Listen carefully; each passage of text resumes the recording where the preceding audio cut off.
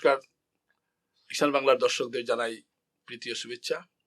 আজকে ভোটের সেমিফাইনাল অনুষ্ঠানে আমাদের স্টুডিওতে এসেছেন এমন এক ব্যক্তিত্ব যিনি ব্যবসার জগতে অবাধ বিতরণ করার পাশাপাশি দীর্ঘ 3 দশক থেকে রাজনৈতিক সামাজিক বিভিন্ন কর্মকাণ্ডে জড়িত আছেন। তাকে আমরা নানা ভূমিকায় দেখেছি। কখনো তিনি পাশে দাঁড়িয়েছেন নিপীড়িত বাঙালি জাতিসত্তার, কখনো তিনি পাশে দাঁড়িয়েছেন গ্রামের খেটে খাওয়া মানুষের পাশে। আমরা দেখেছি তিনি একাধারে ব্যবসার পাশাপাশি করে গেছেন সংবাদপত্র প্রকাশনার মতো গুরুত্বপূর্ণ এবং সমাজ সংবেদনশীল কাজ। এমন এক ব্যক্তিত্ব আমাদের সামনে হাজির হয়েছেন, আমরা তার পরিচয় করে দিচ্ছি। এবং তিনি এই মুহূর্তে বড়খলা আসনে বিজেপির টিকিটের দাবিদার। একটি সর্বভারতীয় রাজনৈতিক দলের টিকিটের দাবি নয়, তিনি তার ভাষায় সেটা লগে মনোনয়ন তিনি প্রত্যাশা করছেন। এবং আজ তিনি আমাদের স্টুডিওতে হাজির হয়েছেন।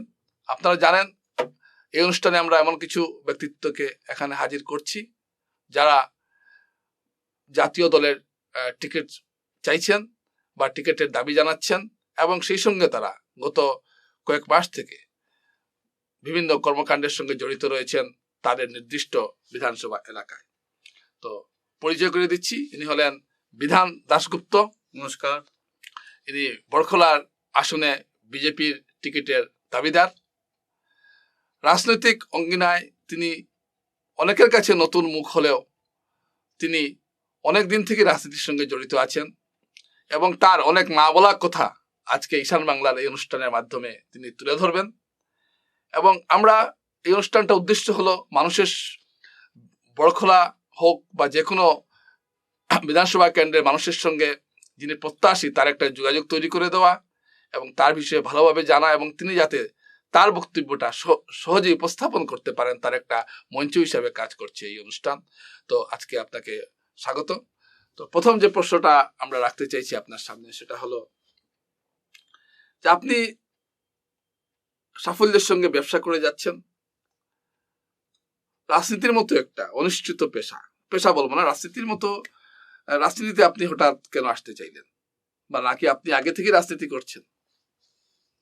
ধন্যবাদ ঈশান বাংলাকে। আপনার কোয়েশ্চেনের আনসার দিতে গিয়ে আমি অল্প আপনি বলুন, পুরোটাই বলুন।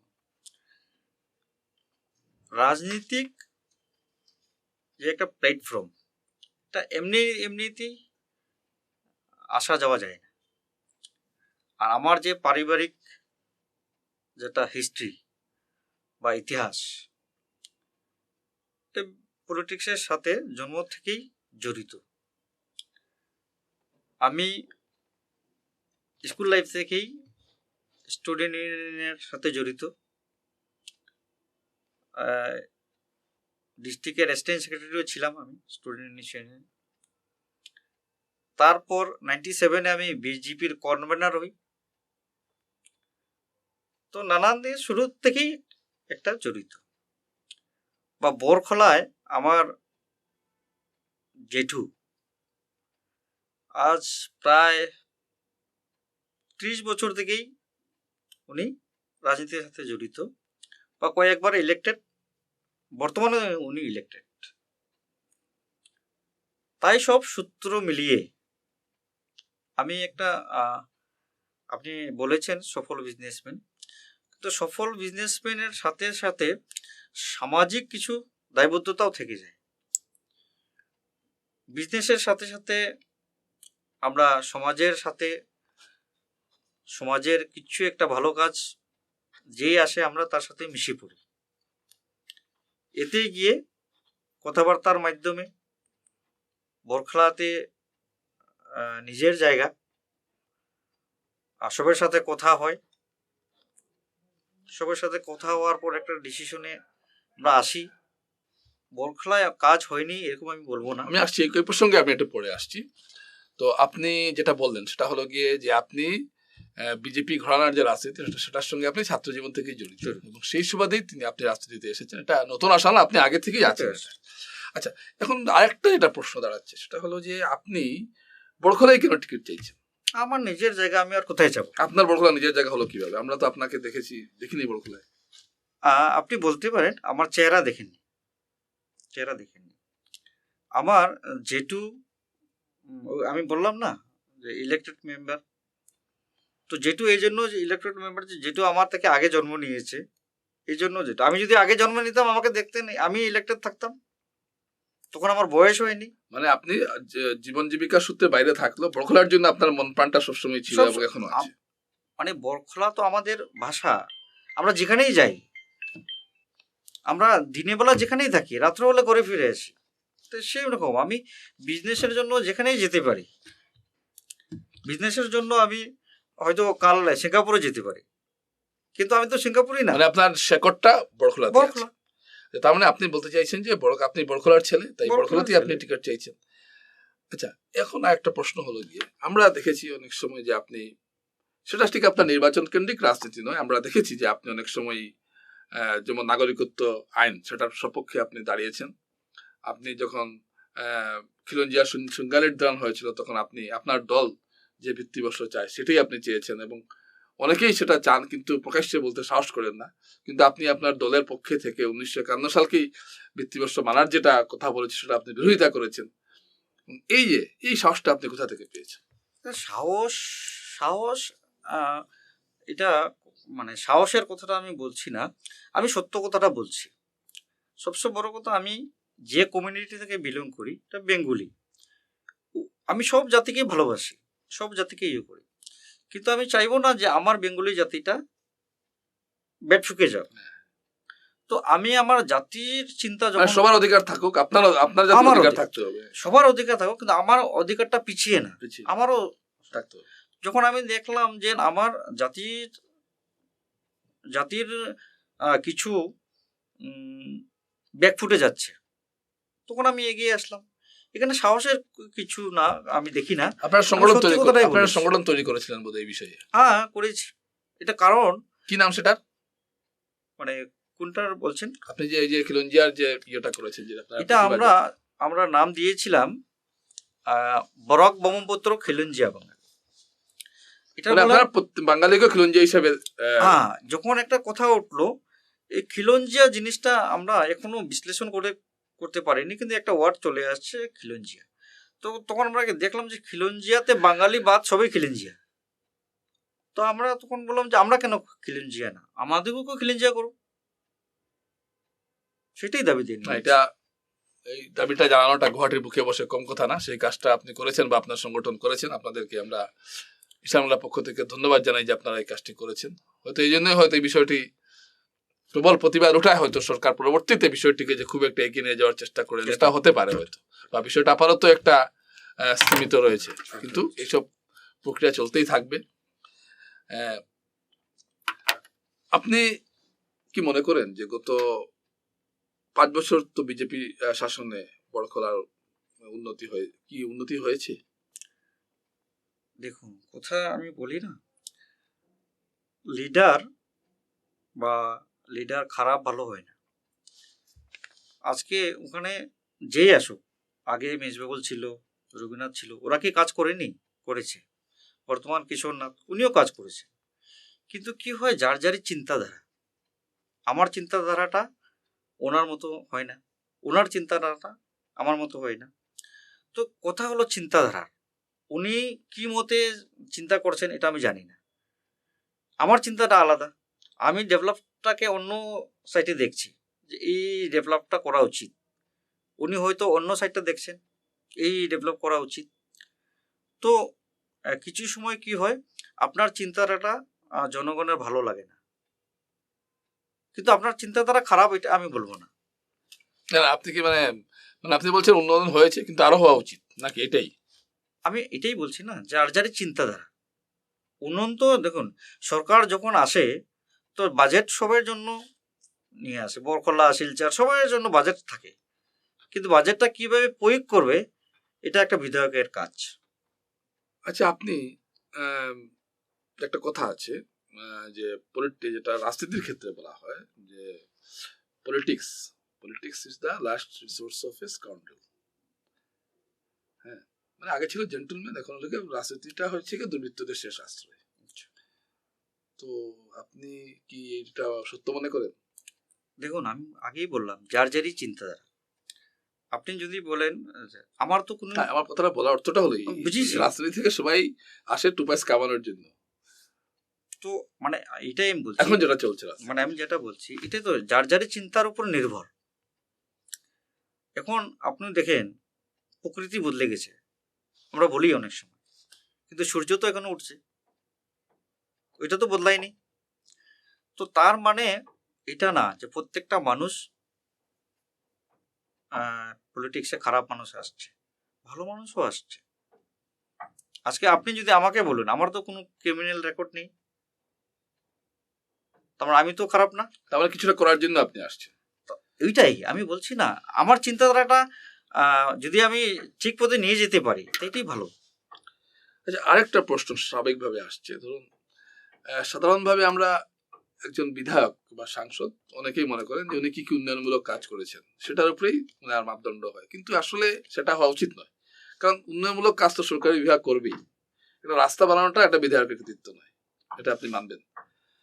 তাহলে বিধায়কের ভূমিকাটা কোন জায়গায়? বিধায়ক হিসাবে এমন কিছু ভূমিকা নেওয়া উচিত যার জন্য সেই বিধায়ককে সারা জীবন মানুষ মনে রাখবে, রাস্তার জন্য মনে রাখবে না কাউকে, পাড়ার রাস্তার জন্য বিধায়ককে কেউ মনে রাখে না।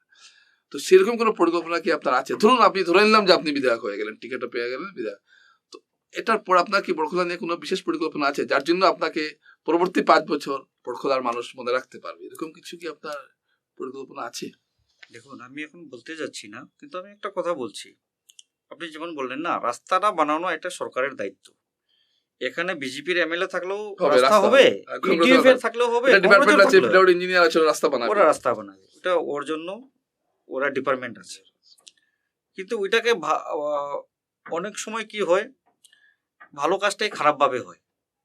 তো ওই ভালো কাজটা যাতে খারাপভাবে না হয় সেটা তো আপনি দেখবেন, এর বাইরে কি আপনার কোনো পরিকল্পনা আছে? সেটা তো আপনি দেখবেন বা আপনার লোক থাকবে। আমি আসছি সেই মুহূর্তে কিছু মানুষকে যাতে এই সমষ্টির বাসীর উপর কোনো অন্যায় না হয় এটাকে ফলো রাখা। প্রথমত, কোনো দুষ্কৃতীরা যাতে কারোর সাথে অন্যায় করতে পারে না।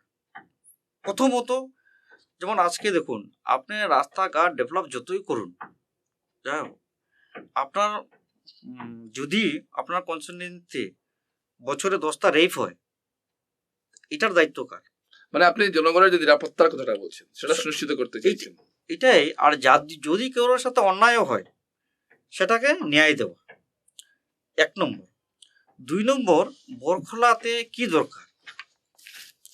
আজকে আপনি দুঃখিত হবেন, বরখলার এই ছেলেরা এইবার লকডাউনে বেঙ্গালোর থেকে বরখলা পর্যন্ত আস্তে আস্তে কয়েকজন ছেলে মারা যায়। ইয়ং ছেলে, 18 বছর, 19 বছর, 22 বছর, 28 বছরের ছেলেরা। এই যে ক্রাইসিসটা বরখলাতে আমার যেহেতু আমি 4টা টাইম দেখলাম, মেজবাবুলের 2টা টাইম দেখলাম, রবীন্দ্রনাথের 2টা টাইম দেখলাম, কিশোরনাথের 1টা টাইম দেখলাম, তার মানে আমি 5টা টাইম দেখলাম। এই 5টা টাইমে রাস্তাঘাট ছাড়া কোনো একটা ইন্ডাস্ট্রি আসেনি। ওটাই বললাম। 1 নম্বর, কোনো একটা ভালো পদবী কেউ পায়নি এই 5 জনে। মেজবাবুল একবার পেয়েছিল 2 মাস না 4 মাস না 6 মাস, ভালো একটা পদবীও পায়নি। তার মানে 25 বছর এখানে রাস্তাঘাট ছাড়া আর কিছু মানে। তো সবচেয়ে বড় কথা, কর্মস্থান। বরখলার আজকের যেটা, আপনি যেদিকে যাবেন গিয়ে দেখবেন ইয়ং জেনারেশন যেটা আছে হতাশাগ্রস্ত, বেকার। এটা ওদেরকে স্বাবলম্বী করার কোনো প্রচেষ্টা বা পরিকল্পনা আছে কি আপনার? 100 বার। ওটার জন্য সেটা একটু খুলে বলুন। ওটার জন্য তো সবাই আপনার কথা শুনছেন, দেখছেন, একটু বলুন, সবাই একটু উৎসাহিত হবে। আমি সেই দিন আমার কিছু আমার বিজেপিরই মানে এপি মেম্বার, ওদের সাথে কথা হয়, ওরাও সেম আমাকে কোয়েশ্চেন করেছিলেন যে দাদা আমরা কি করতে পারি আমাদের এখানে। আমি তখন বললাম, এখন যদি আমরা রিলায়েন্সকে ধরি যে তোমার কাপড় ইন্ডাস্ট্রিটা বরখলায় করো, ও তো করবে না, কারণ র মেটেরিয়ালের কথা আছে, ও র মেটেরিয়াল এখানে পাবে না। তো এখানে কি আছে? বলে এখানে পাথর আছে। তো সেই ব্যবসাটাই আমরা ভালোভাবে করি, কাঁচামাল ভিত্তিক ব্যবসা যেটা আছে এখানে। যেখানে আছে। তো ওরা বললো এটা তো করছে অনেকরা, না মানে না, এটাকে আমরা অন্যভাবে করব। আজকে আপনি দেখুন, আপনি ঘর বানাচ্ছেন, আপনি মিস্ত্রিকে দিয়ে বানাচ্ছেন, তারপর আপনার ডাউট থাকছে যে পাথরটা আনার পর ধোয়া হয় কি না, ঠিক আছে না? তারপর আপনি ট্রাকে মাল আনছেন, আপনার 5 CM লাগে, 4.5 CM মাল এসে গেল। 1 নম্বর। 2 নম্বর, কিছু কিছু জিনিস আপনার মালের দরকার 1/2 CM, কিন্তু আপনি পাচ্ছেন না।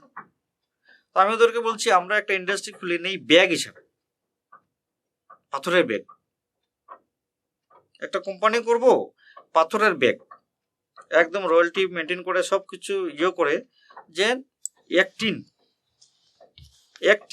এক ব্যাগে থাকবে। তো আপনার পাথরে কি বলেন? পাথরের ব্যাগ, পাথরের ব্যাগ। ও আচ্ছা আচ্ছা, মানে প্যাকেট করা। আচ্ছা আচ্ছা। তো এটা যদি আমরা এখানে খুলতে পারি, হ্যাঁ, অনেকের তো কম চাহিদাও থাকে। আপনার তো 2 ব্যাগের চাহিদা, টাকা দেবে না। তো আপনি আনতে লাগতেছে 1 CM, বেকার হচ্ছে, ঘরে রাখারও জায়গা নেই। কিন্তু আপনি তখন 2 ব্যাগ কিনলে হয়ে যায়। এই ইন্ডাস্ট্রি আমরা করতে পারি শুরু তো না, এটা চিন্তাধারা নতুনত্ব আছে, আপনার চিন্তাধারা নতুনত্ব আছে। যেমন আজকে বরখলাতে জায়গা তো জায়গা আছে, আমরা মাছ চাষ করতে পারি। মাছ চাষের যেটা দেখুন, আপনি মাছের আপনি নিতে পারেন না, মানে বাইরের থেকে কত মাছ আসে। এখন তো শিলচরে দেখলাম বর্মার মাছও আসছে। আপনি বলছেন যে বড়খোলা একটা পাথরের যদি প্যাকেটিং ইন্ডাস্ট্রি করা যায়, সেটা অনেক লোকের কর্মসংস্থান হবে। এই ধরুন, তারপর মাছটা কি বললেন? আজকে মাছ যেটা মাছ, আমি আজকে শিলচরের মার্কেটে আপনি যান, বর্মার মাছ পাবেন, হ্যাঁ, অন্ধ্রের মাছ পাবেন, বাংলাদেশে।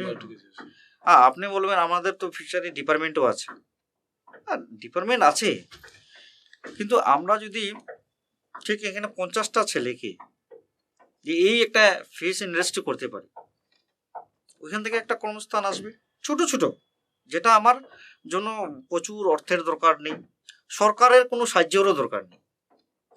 তার মানে উল্টা আমরা সরকারকে সাহায্য করতে পারি। পরিকল্পনা আপনার কাছে আছে এরকম অনেক ছোট ছোট প্রকল্প, কারণ আমি তো বড় প্রকল্প নিয়ে লাভ নেই। না, এটা হবেও না, এখানে হবে না, মানে আমি চিনি, আমার কাছে আজকে ইন্ডিয়ার যারা আছে ওদের সাথে আমি কথা বলতে পারি, কিন্তু কথা বলার সাথে সাথে তো র মেটেরিয়ালের কথা চলে আসবে। এখানে ইন্ডাস্ট্রি করবে আর পাঞ্জাব থেকে র মেটেরিয়াল আসবে, এটা তো হবে না। আমরা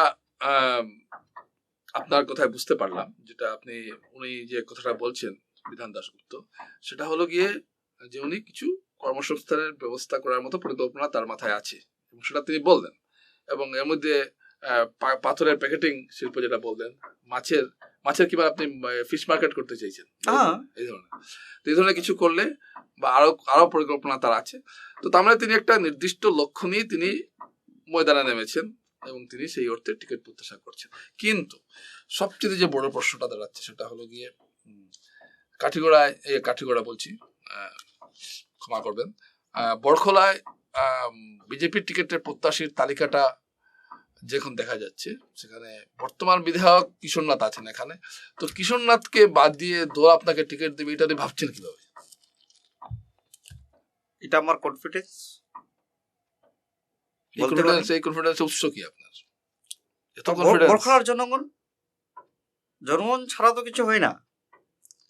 আমি এই বয়সে এই জিনিসটা ভাবলাম কিভাবে, আমার বিষয়টা আসলো কিভাবে, তো জনগণের আশ্বাস। আপনি জনগণের সঙ্গে, আচ্ছা, আপনি কবে থেকে শুরু ফিল্ডে নেমে কাজ করাটা শুরু করেছেন? দেখুন, আমি কোনো পরিকল্পনা আমার ছিল না যে আমি MLA তে খারাপ, বা আমার ব্যাকগ্রাউন্ড যদি আপনি দেখেন, আমার আর্থিক ইয়েটা খুবই দুর্বল, তো এই জন্য আমি এসব ভাবিনি। কিন্তু এখন কথা যেহেতু আমি বা ওইখান থেকে একটা আওয়াজ উঠেছে যে আমি MLA টিকিট দাবি করার জন্য, বা আমিও বলছি ঠিক আছে আমি করবো, এই জন্য এইসব কথা আসছে যে উনি আগের থেকে প্ল্যানিং করেন। কিন্তু একদম সত্যি কথা বলতে গেলে, যখন থেকে আমি কাজের সমাজসেবীতে নেমেছি, তখন এরকম কোনো পরিকল্পনা আমার ছিল না। মানে ভোটে দাঁড়াবেন বা ভোটের না, না। টিকিট চাইবেন এরকম কোনো ইয়ে আপনার ছিল না পরিকল্পনা প্রথমে? ছিল না। আমি ভেবেছিলাম যে 50-র পর আমার ভিতরে ছিল, কিন্তু আমি ভেবেছিলাম 50-র বয়সটা ক্রস করার পর আমি একদম ভালোভাবে রাজনীতি করব। এটার আমার ফ্যামিলিও কারণও আছে এটার মধ্যে, কারণ আমার বাচ্চা একদম ছোট, তো আমি বাচ্চাকে অল্প টাইম দিব বলেও ভেবেছিলাম। তো সব কিছু ভেবে 2015 থেকেই মানে আমার বরখলাতে ঢুকা। বরখলাতে আপনি দেখবেন, আপনি যদি আপনি সেন্সাসে যান বা কথা বলেন বা দেখতে পাবেন যে মাইনরিটি এর সাথেও আমার ভালো একটা যোগাযোগ। ওইটা আর ইয়োর মধ্যেও অনেকখানে গিয়ে আপনি হয়তো আমার সাইনবোর্ডও দেখতে পারেন, বিধান দাশগুপ্ত বলে। তো এটার কারণ হলো যে আমি কিন্তু সমস্যা সমাধানের জন্য গিয়েছিলাম, আমি বিধায়ক হওয়ার জন্য না। আমি গিয়ে দেখলাম যে এই মন্দিরে একটা জলের ট্যাঙ্কির খুব দরকার, তো আমি সমস্যা সমাধানের জন্য গেলাম। কিন্তু আজকের দিনে এইসব কথা চলে আসছে যে উনি 15 থেকেই টার্গেট, এই জন্য এইসব তখন আপনার মাথায় ছিল না যে ছিল না, আপনি ছিল না। আপনি একদম তো এমনি গিয়েছিলেন। ফ্র্যাঙ্কলি আমি বলছি, ছিল না। এখন ওটার সঙ্গে এটা যুক্ত করা বা হয়েছে। যাচ্ছে।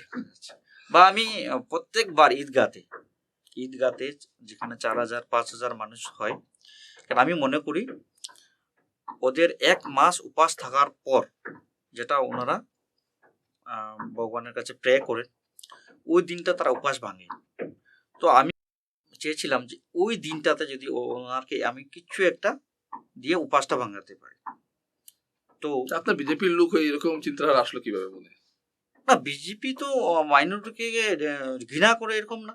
আচ্ছা, বিজেপি তো মাইনরিটির আছে, মন্ত্রী আছে, মাইনরিটি এমপি আছে, তো রাজ্যসভায় আছে, এই মুসলিম এই যুব মোর্চা আছে, এরকম তো না। কিছু সময় কি হয়, অনেকটা যখন মানে মানুষের আপনি দেখবেন কিছু মানুষ মুসলিম মানুষের কাছে হিন্দুরা ভগবানের মতো মানে। পীর যখন আসে, কোনো পীরকে তো কোনো হিন্দু মানুষ অবহেলা করে না। তার কারণ কি? তাই এইসব বিশ্বাস। তার জন্য সেই জন্য বিশ্বাস। আপনি মানে এটা সহায়তা করেছেন। আর আমি আগেও বলেছি না, আমি তো ভাবতামই না যে আমি বিধায়কের জন্য করেছি। আমি তো এখন ওইটা কথাগুলো দরকার। আসছে। এখন কথাগুলো আসছে। আর আমি মনে করি যদি ভালো কাজ করে আমার ইতিহাসে থাকে, ভালো কথা। আচ্ছা, আমরা দেখেছি যে বিজেপির টিকিটের ব্যাপারে অন্তর্পক্ষে রাষ্ট্রীয় স্বয়ংসেবক সংঘ আরএসএস এর একটা ভূমিকা থাকে সবসময়। যদিও আরএসএস নেতৃত্ব বলেন আমরা এগুলো হস্তক্ষেপ করি না, কিন্তু আমরা জানি যে একটা ভেতরে ভেতরে থাকে একটা, বা অনেক সময় হয়তো একটা পরামর্শ চাওয়া হয়। তো আপনি যে টিকিট প্রতিষ্ঠা করছেন, তো আপনার কি আরএসএস এর সঙ্গে যোগাযোগ আছে? হ্যাঁ, এটা দেখুন, এই কথাটা আমি আপনাকে বলি, বিজেপি আপনার থেকেও পরামর্শ নিতে পারে যে স্বয়ংসেবক থেকে নেবে, অমুক থেকে নেবে। এটা তো যদি কেউ কাউকে বলে থাকে আমি জানি না এটা। কিন্তু আমি এটা মনে করি খালি সংঘ পরিবার নয়, আপনার থেকেও নিতে পারে। আচ্ছা, আচ্ছা। যে ভালো চিন্তাধারা, ভালো ইয়ে করবে তার থেকে নিতে পারে। তো ওইটা তো কোনো খারাপ কাজ না। আর আমি তো মনে করি আমি তার কাছে যাব, তার কাছে যাব, তার কাছে যাব, এইসব আমি ভাবছি না। আমি ভাবছি যে আমার ইতিহাস, আমার চিন্তাধারা, আমার কোয়ালিটি, আমার সব কিছু দেখে যদি বিজেপির মানে স্যাটিসফাইড হয় যে উনি বিধায়কের যোগ্য, তাহলে আমাকে টিকিট দেবে। আরও কিছু আমার কিসমত। আপনি কেন নিজেকে যোগ্য ভাবছেন? আমি তো যদি ভাবতাম তাহলে তো আমি বলতাম আমাকে টিকিট পেয়ে গেছি বা টিকিট দিন। আমি তো টিকিট দিন বলে বলিনি, আমি তো দিন বলে বলিনি, আমি বলেছি ভাবুন।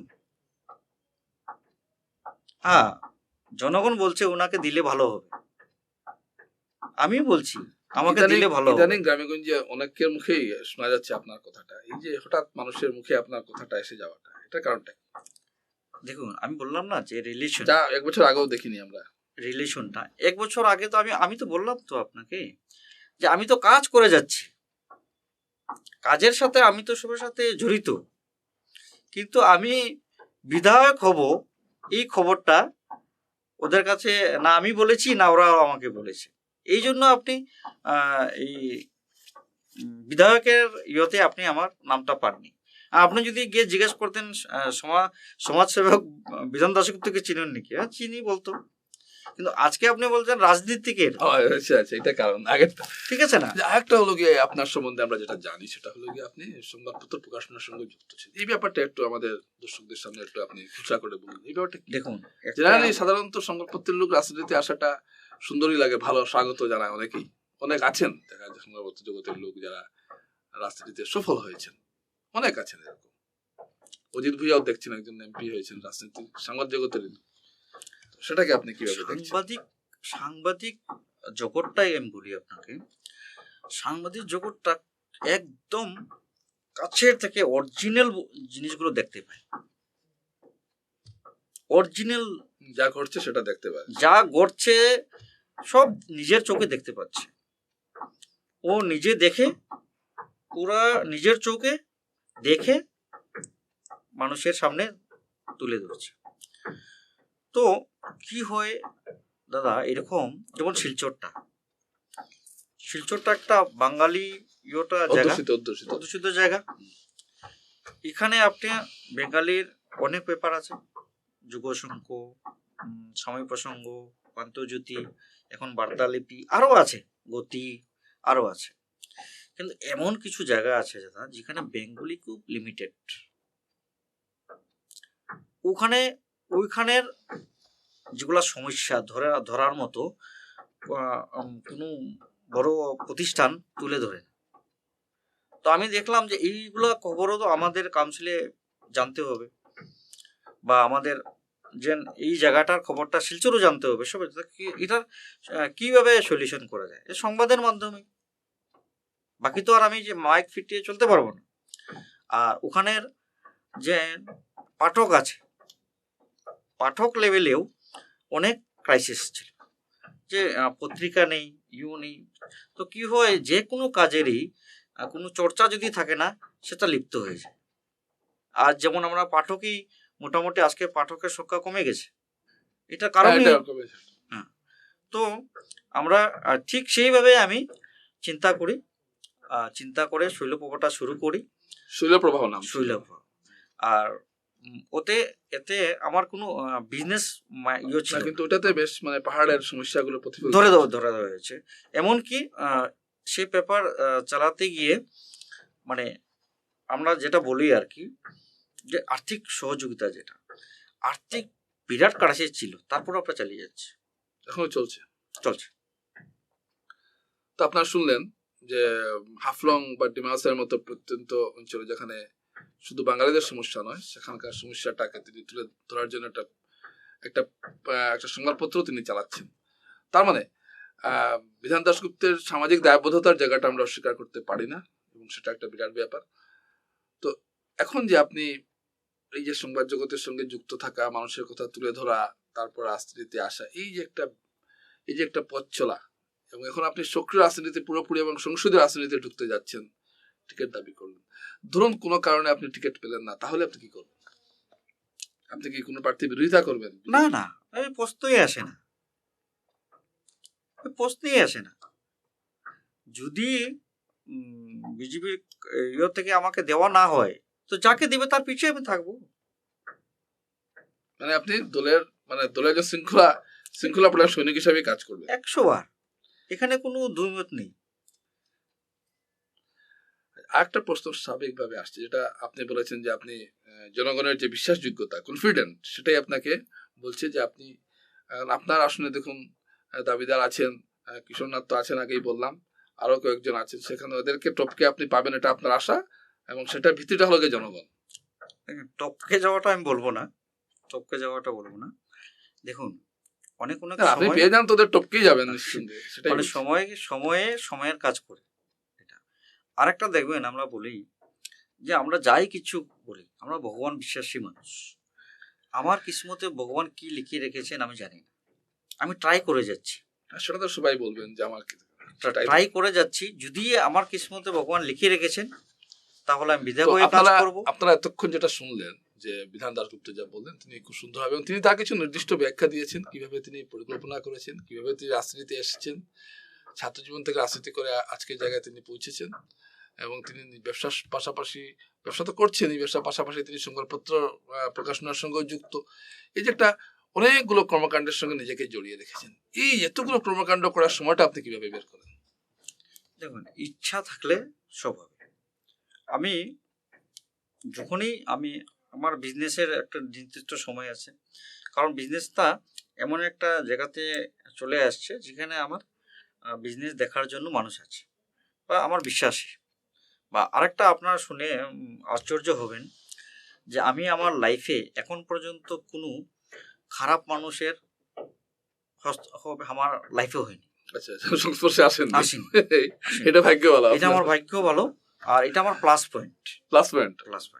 না হলে আপনি চিন্তা করতে পারবেন না, আমার মা একজন মানুষের ঘরে কাজ করে আমাকে মানে খাওয়া দিয়েছে। খুব এই অবস্থা থেকে আপনারা এই অবস্থা থেকে এই অবস্থায় আসাটা, যদি কোনো আমাদের ফ্যামিলিতে কোনো খারাপ চিন্তা তারা থাকতো, তো আজকে এই জায়গায় আসতে পারতাম না। আর এই লাইফে, এই যে আজকে আমার 43 বছর বয়স, এই 43 বছর বয়সের মধ্যে কোনো কুকর্ম আমার লাইফে এখন পর্যন্ত কোন জায়গায় ছিল আপনাদের বাড়িটা? শেষশ্রী জিপি, টিমুকা ডেলি বাজার, যেটা এটা সাথেই। এটা থেকে হয়তো 1-1.5 মিটার। মানে খুব কষ্ট করে আপনি, মানে আপনার ছোটবেলাটা খুব কষ্ট করে, ছোটবেলা মানে কষ্ট, দারিদ্রতার সঙ্গে সংগ্রাম করতে হয়েছে। আপনি চিন্তা করতে পারবেন না। খাওয়া দাওয়ার প্রবলেম হতো, হয়তো মাসে আমরা 10 দিন উপাস ছিলাম। 10 দিন হয়তো একবেলা খেতাম, 10 দিন হয়তো 2 বেলা খেতাম। তো ওইখান থেকে সেই দিনগুলো কি মনে আছে আপনার? কেন মনে থাকবে না? আমি যখনই এখন আমি যাই কোনো গ্রামে, ওরা বলছে কারেন্ট নেই। আমি বলছি আমি জানি, আমি বুঝি যে গ্রামে কারেন্ট নেই ওদের কি অবস্থা। এটা কারণ হলো আমার ঘরে কারেন্ট ছিল না। তো বাস্তবিক আমি ওই লাইফটা পেয়েছি, আজকের লাইফটাও পাচ্ছি। তো আমি বুঝি। আপনি আমাকে সমস্যা বলতে হবে না, আপনার ঘরে গেলে আমি বুঝে নিই, কেন এই কন্ডিশনে আমি একদিন ছিলাম। আজ ভগবান আপনাদের আশীর্বাদে এই জায়গাতেই এসেছি। মানে আপনি যে এই যে একটা সেই দারিদ্রতার সঙ্গে সংগ্রাম করার যে একটা সময় থেকে বেরিয়ে আজকে এই জায়গায় এসেছেন, কিন্তু সেই সময়টাকে আপনি মনে রেখেছেন। আমি কিভাবে বলবো, আপনি মানুষের সমস্যাটা ভালো বুঝতে পারবেন, কারণ আপনি এই জায়গায় ছিলেন। এটাই রাইট। আজকে আমার মার কষ্টগুলো, আমার মাকে দেখলেই তো মনে হয় আমার মা কত কষ্ট করেছে। তো আরেকজন মহিলাকে দেখলে আমার মনে হয়ে যায়। আমি রাস্তা দিয়ে যখন যাই, তো আমি বেশিরভাগ নিজে ড্রাইভিং করি। তো আমি দেখি যে খুব বয়স্ক মহিলা একজন কচু পাতা বিক্রি করছে। আমি গাড়ি থামিয়ে এই পাতাগুলো কিনে নিই, কিন্তু কচু পাতাটা আমার কোনো প্রয়োজন নাই, ওনাকে মানে একটা সাহায্য করে কিন্তু আমি কিনে নিই। এই জন্য ওনাকে যদি আমি ডাইরেক্টলি 10 টাকা দিই, আত্মসম্মান লাগতে পারে, কিন্তু আমি কিনে নিই। 5 মুঠো 10 মুঠো কিনে নিলাম, নিয়ে আবার কি করব, অন্যখানে ফেলে দিই। তো ওই কষ্টটা আমি বুঝতে পারি। আপনি এই যে, তো আমরা এতক্ষণ আলোচনার গভীরতায় গিয়ে উনি বললেন যে তার সেই প্রথম জীবনের কথাগুলো, এই সব মিলিয়ে একটা মানুষ তৈরি হয় এবং সেই মানুষ আজকে বিধান দাশগুপ্ত হিসেবে পরিচিত হয়েছেন এবং তিনি বড়খোলার বিজেপির টিকিট প্রত্যাশী এবং তিনি বলছেন যে টিকিট পেলে তিনি কি করবেন তার একটা রূপরেখা তুলে ধরা হলো।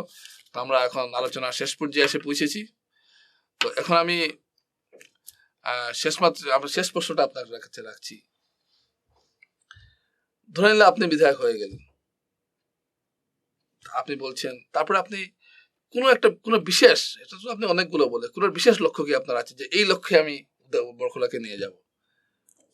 সবচেয়ে বড় কথা আমি বলি, এটা আমার শেষ প্রশ্ন, যদি বড়খোলাতে শান্তি থাকে, এটাই আমার লক্ষ্য, যে বড়খোলার মানুষের যাতে শান্তিতে থাকতে পারে। যদি শান্তিতে থাকে, রাস্তাঘাট, বিজনেস সব হবে। কিন্তু আজকে এখানে মার্ডার, কালকে ওনাকে মেরে দিয়েছে, ওই জিনিসটা থেকে যাতে বড়খোলাবাসীকে বাঁচিয়ে রাখতে পারে। একজন বিধায়কের টিকিটের দাবিদার হয়ে আমরা তার কাছে শুনলাম যে তার কাছে সবচেয়ে বড় অগ্রাধিকার হবে বড়খোলার সাধারণ মানুষের, প্রতিটি নারী পুরুষের, প্রতিটি শিশুর, প্রতিটি নারীর, প্রতিটি স্কুলে যাওয়া ছাত্র ছাত্রী সবার নিরাপত্তা, সেটাই ওনার প্রথম লক্ষ্য। তো আজকে স্টুডিওতে আসার জন্য আপনাকে অনেক অনেক ধন্যবাদ। নমস্কার। নমস্কার আপনাকে।